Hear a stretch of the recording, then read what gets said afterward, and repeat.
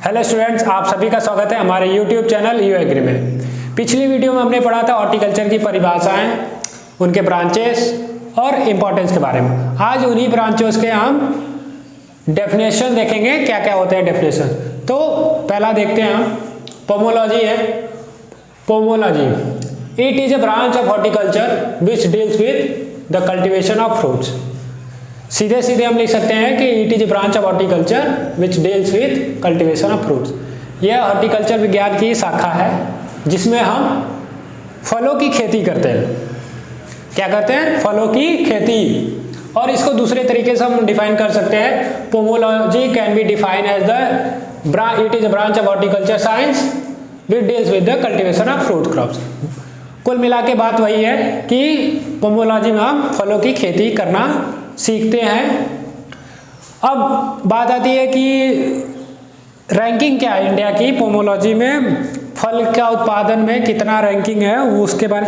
तो India rank second after Brazil. Brazil के बाद दूसरा रैंक है, दूसरा स्थान है पूरे वर्ल्ड में। भारत का स्थान दूसरा स्थान है फल उत्पादन में। किसमें? फल उत्पादन में। और बहुत सारे फ्रूट्स हमारे, जैसे कि आप सभी जानते हैं, हम लोग डेली एप्पल्स खाते हैं, आपका बेरी हो गया, बहुत सारे फल्स हैं जो हम डेली कहीं ना कहीं हम यूज करते हैं, जो हमारे शरीर के लिए बहुत ही लाभदायक है। वो कहते हैं ना, एक डायलॉग है कि one apples keep doctor away, one apples daily keep doctor away. एक एप्पल रोज खाओ, एक सेब रोज खाओ और डॉक्टर से दूर रहो। अब बात आती है दूसरे, तो दूसरा है ओलरी कल्चर। ओलरी कल्चर बस कुछ करना नहीं है, सिंपल है, एक ट्रिक है बस। यहाँ पे जब है कि ओलरी कल्चर की बात आती है, जैसे पोमोलॉजी को हम हटा दें, पोमोलॉजी को हटा के हम ओलरी कल्चर लिख देते हैं। ओलरी कल्चर बस सीधे सीधे क्या हटाना है, यहाँ से फ्रूट्स हटा के वेजिटेबल्स कर दे रहा है और कुछ नहीं। ऐसे ही आपका फ्लोरिकल्चर में आ जाएगा, it is a branch of horticulture which deals with the cultivation of flowers. सब धीरे धीरे ऐसे ही आ जाए। प्लांटेशन में आ गया तो वहाँ प्लांटेशन क्रॉप के बारे में, कल्टीवेशन ऑफ प्लांटेशन क्रॉप्स, जैसे कि आपका हो गया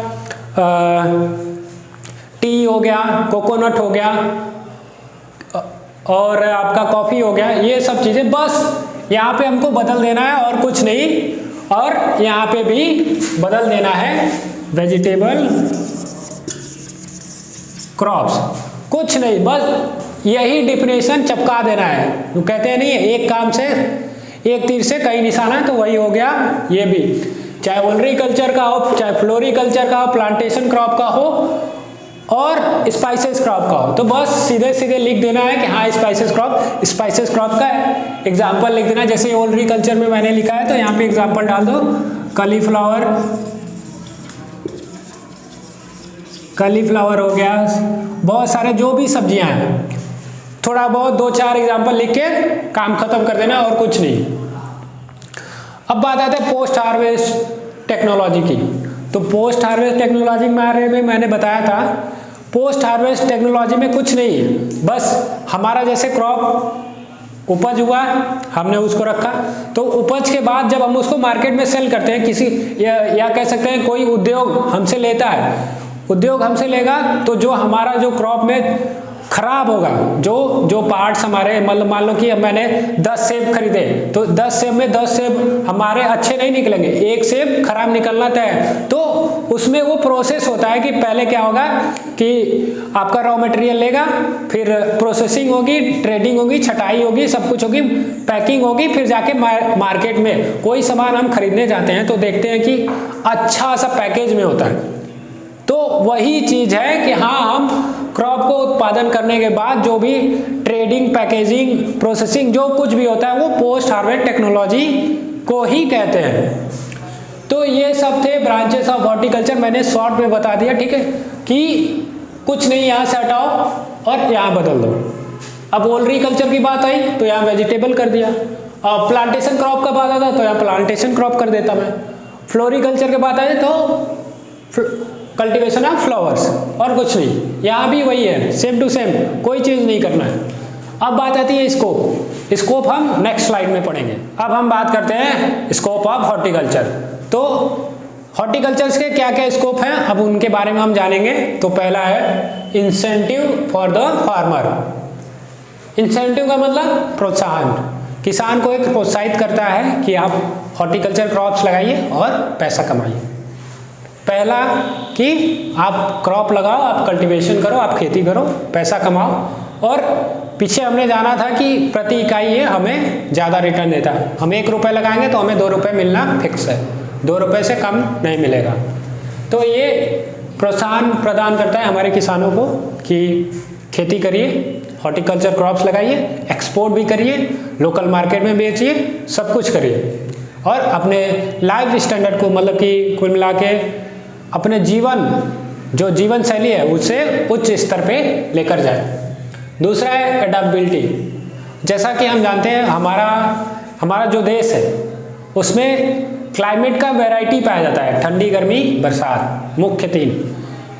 तो कुछ फसल जो ठंडी में बहुत अच्छे उगते हैं, कुछ फसल आपका बरसात में और कुछ गर्मी में।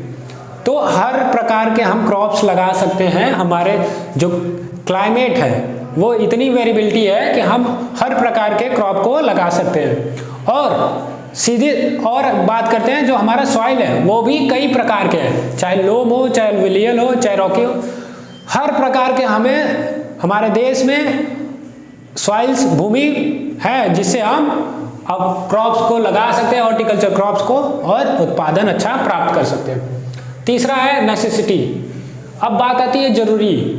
जो हमारा फ्रूट है वो 85 ग्राम पर डे लेना जरूरी है। ये साइंस में लिखा हुआ है कि किसी भी व्यक्ति को एक दिन में 85 ग्राम फ्रूट खाना चाहिए और 200 ग्राम वेजिटेबल्स लेना चाहिए अपने प्रतिदिन में। हम अगर खाना खा रहे हैं पर डे तो उसमें हमारा 200 ग्राम वेजिटेबल्स सम्मिलित होना चाहिए और 85 ग्राम फ्रूट सम्मिलित हो, ताकि हमें जो हमारे शरीर में जो न्यूट्रिएंट्स, विटामिन्स, मिनरल्स, जो जरूरी तत्व हैं वो सब हमें मिल सके और हम रोग मुक्त रहें। चौथा है एक्सपोर्ट वैल्यू। जैसा कि हम जानते हैं हमारे लोकल मार्केट में सीजन से पहले वो सामान उपलब्ध हो जाता है। जैसे देखते हैं कि गर्मी आने से पहले हमें मैंगोज मिलना शुरू हो जाते हैं, तो वो एक्सपोर्ट का ही काम है। इंडिया से बाहर जाता है, बाहर से इंडिया भी आता है कुछ फल्स जो हैं। और जैसा कि हम देखते हैं कि प्लांटेशन में आपका कॉफ़ीज हो गए, कॉफ़ी, टी हो गया और रोज़ हो गया जो फ्लोरिकल्चर में आता है, तो सब एक्सपोर्ट वैल्यू है। और हॉर्टिकल्चर एक बहुत ही अच्छा सोर्स है एक्सपोर्ट करने का और फॉरेन एक्सचेंज कमाने का। हमने इम्पोर्टेंस में पढ़ा भी था कि ये एग्रीकल्चर क्रॉप्स में सबसे ज़्यादा शेयर करता है एक्सपोर्ट, या जो एक्सपोर्ट करते हैं उसमें ज़्यादा फॉरेन अर्निंग शेयर करता है। हम हॉर्टिकल्चर क्रॉप को बेचकर जो फॉरेन करेंसी प्राप्त करते हैं, जो इकोनॉमी में सबसे ज़्यादा शेयर करता है कौन? Horticulture crops. एग्रीकल्चर क्रॉप से ज़्यादा ये होता है। तो ये सब थे स्कोप ऑफ हॉर्टिकल्चर। देख लीजिए, पहला है इंसेंटिव फॉर द फार्मर, प्रोत्साहन प्रदान करता है किसान को। दूसरा है एडाप्टेबिलिटी, हमारे देश में वेरिएबिलिटी है, मतलब कि एक प्रकार से कहते हैं वेराइटी है क्लाइमेट की, जिनसे हम सभी प्रकार के क्रॉप्स को लगा सकते हैं। तीसरा है नेसेसिटी, क्योंकि जरूरी है हमारे रोज जीवन काल में हमें फ्रूट्स, वेजिटेबल्स लेना जरूरी है ताकि हम रोग मुक्त रहें। चौथा है एक्सपोर्ट वैल्यू, हम क्रॉप्स को, हॉर्टिकल्चर क्रॉप्स को एक्सपोर्ट करके ज़्यादा से ज़्यादा फॉरेन अर्निंग कमा सके और अपने लाइवलीहुड को और अपने कंट्री के इकोनॉमी में जीडीपी जो भी है हम उनमें ज़्यादा से ज़्यादा कंट्रीब्यूट करें।